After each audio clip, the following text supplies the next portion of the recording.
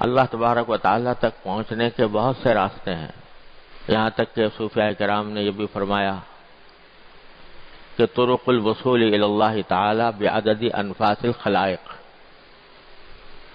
اللہ تعالیٰ تک پہنچنے کے اتنے راستے ہیں جتنے انسان مخلوقات جتنی سانس لیتی ہے، ان سانسوں کی تعداد جتنی ہے اتنی ہی اللہ تعالیٰ تک پہنچنے کے راستوں کی تعداد ہے۔ کیا مطلب ہے اس کا وہ اس وقت موضوع نہیں ہے، لیکن بہرحال اللہ تعالیٰ تک پہنچنے کے راستے مختلف ہیں۔ اور آپ نے سنا ہوگا کہ صوفیاء کرام کے ہاں جب کوئی شخص اللہ تبارک و تعالیٰ تک پہنچنے کے لیے اپنی اصلاح کے لیے جاتا تھا تو لمبی لمبی ریاضتیں مجاہدے کرائے جاتے تھے، بڑے لمبے لمبے مجاہدے کرائے جاتے تھے، بڑے واقعات اس کے مشہور ہیں۔ لیکن ہمارے حضرات بزرگوں نے یہ فرمایا، خاص طور سے حضرت گنگوہی رحمۃ اللہ علیہ، حضرت مولانا قطب الارشاد حضرت مولانا گنگوہی رحمۃ اللہ علیہ نے فرمایا کہ سارے راستوں سے سب سے زیادہ آسان بھی اور مفید بھی اور اجمل بھی اور اکمل بھی راستہ ہے اتباع سنت۔ رسول کریم سرورت عالم صلی اللہ علیہ وسلم کی سنت کی اتباع اپنے زندگی کے ہر شعبے میں، صبح سے لے کر شام تک کی جو زندگی ہے اس میں ہر ایک شعبے میں نبی کریم سرورت عالم صلی اللہ علیہ وسلم کی اتباع یہ ایسا طریقہ ہے جو آسان بھی ہے اور سب سے زیادہ مفید بھی ہے۔ اور میں نے اپنے والد ماجد قدس اللہ تعالیٰ سرہ سے سنا،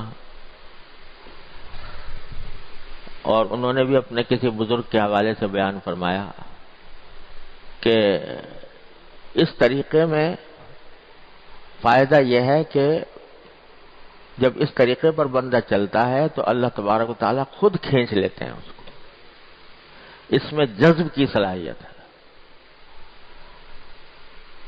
ایک ہوتا ہے سلوک اور ایک ہوتا ہے جذب۔ سلوک یہ ہے کہ آدمی چلتا جائے چلتا جائے چلتا جائے منزل کی طرف راستہ قطع کرتا جائے۔ ایک یہ ہے کہ جس منزل کی طرف جا رہا ہے اللہ تبارک و تعالیٰ کے پاس پہنچنا چاہتا ہے تو وہاں سے اس کو خود کھینچ لیا جائے۔ اللہ یجتبی الیہ من یشاء، اللہ تبارک و تعالیٰ اپنی طرف کھینچ لیتے ہیں۔ اس میں جذب کی صفت ہے اتباع سنت میں۔ کیوں؟ اس لیے کہ حضور نبی کریم سرورت عالم صلی اللہ علیہ وسلم اللہ تبارک و تعالیٰ کے محبوب ہیں، اللہ تبارک و تعالیٰ کے محبوب ہیں، اور محبوب کی ادا، محبوب کی خاصیت یہ ہوتی ہے کہ جو اس سے محبت کرنے والا ہوتا ہے وہ اس کو اپنی طرف کھینچتا ہے۔ تو اتباع سنت سے محبت پیدا ہوتی ہے۔ یحببکم اللہ، اللہ تبارک و تعالیٰ سے اگر محبت رکھتے ہو تو اتباع کرو نبی کریم صلی اللہ علیہ وسلم کی، تو یحببکم اللہ، اللہ تمہارے سے محبت کرے گا۔ تم کیا کرو گے محبت اللہ سے؟ اللہ تم سے محبت کرے گا۔ یحببکم اللہ، تو جب اللہ محبت کرے گا تو محبت کرے گا تو اپنے پاس نہیں بلائے گا۔ ہونا تو یہ ہو چاہیے کہ ہم محب ہوں وہ محبوب ہو، ہم محبت کرنے والے ہوں وہ محبوب ہو، لیکن اتباع سنت کے نتیجے میں وہ محب بن جاتے ہیں، ہم محبوب بن جاتے ہیں۔ اتبعونی یحببکم اللہ، تو جب اتباع کر رہے ہوں گے تو اس وقت اللہ تبارک و تعالی محبت فرمائیں گے، تم محبوب بن جاؤ گے، اور محب جو ہوتا ہے وہ اپنے محبوب کو اپنے پاس کھینچتا ہے۔ لہذا اتباع سنت وہ راستہ ہے جس میں اللہ تبارک و تعالیٰ خود اپنی طرف کھینچ لیتے ہیں. اور سنت جس قسم کی بھی ہو، چھوٹی ہو بڑی ہو، دیکھنے میں معمولی معلوم ہو رہی ہو، لیکن جب بندہ نبی کریم سرورد عالم صلی اللہ علیہ وسلم کی سنت کے اتباع کی نیت سے وہ عمل کرتا ہے، چاہے وہ کتنا ہی چھوٹا نظر آ رہا ہو، تو یحببکم اللہ کا اثر ضرور متحقق ہوگا. میرے شیخ حضرت عارفی قدس اللہ تعالی سرہ فرمایا کرتے تھے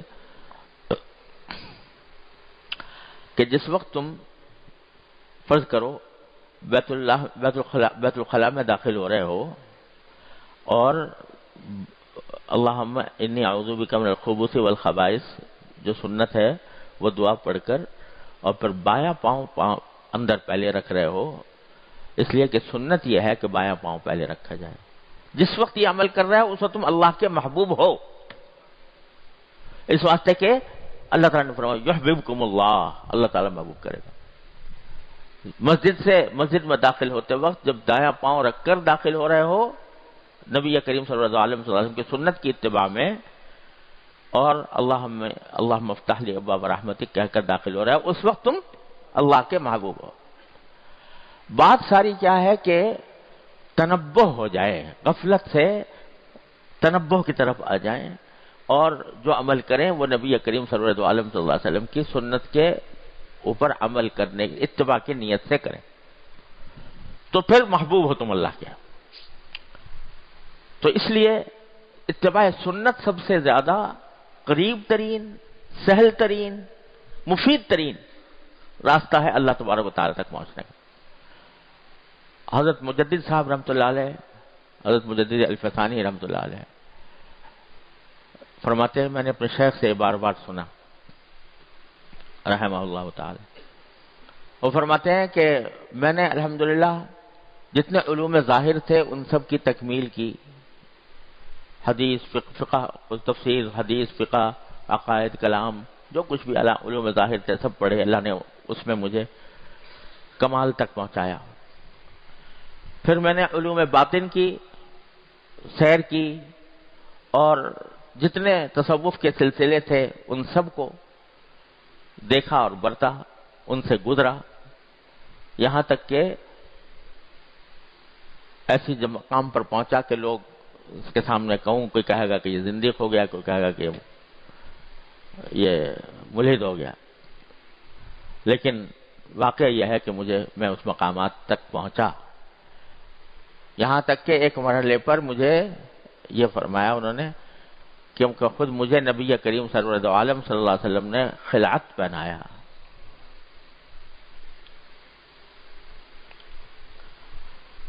اللہ عالم کس طرح پہنایا ہم کیا سمجھ سکتے ہیں، کیا جان سکتے ہیں. یہ سارے مقامات اور سارے مقامات کی سیر کرنے کے بعد، سب کچھ دیکھنے کے بعد، سب کا تجربہ کرنے کے بعد میں ایک دعا کرتا ہوں، اس دعا پر جو آمین کہے گا انشاءاللہ اس کی بھی مغفرت ہو جائے گی. وہ دعا یہ کرتا ہوں کہ یا اللہ مجھے اتباع سنت کی زندگی عطا فرما، آمین.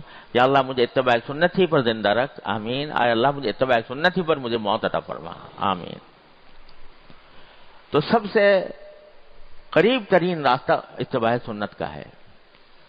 تو نبی حضرت عارفی قدس اللہ تعالیٰ سے رہو جن کی یہ کتاب ہے، وہ ہم سے فرمایا کرتے تھے کہ بھائی میں نے یہ اس لیے لکھی ہے کتاب کہ اس کو پڑھو، یہ ایک ڈائری ہے کہ جس کے ذریعے یہ دیکھو کہ اس میں کیا لکھا ہے، کیا طریقہ رسول کریم صلی اللہ علیہ وسلم کا بیان ہوا ہے، اور پھر اپنا جائزہ لیتے رہو میں کیسا کر رہا ہوں.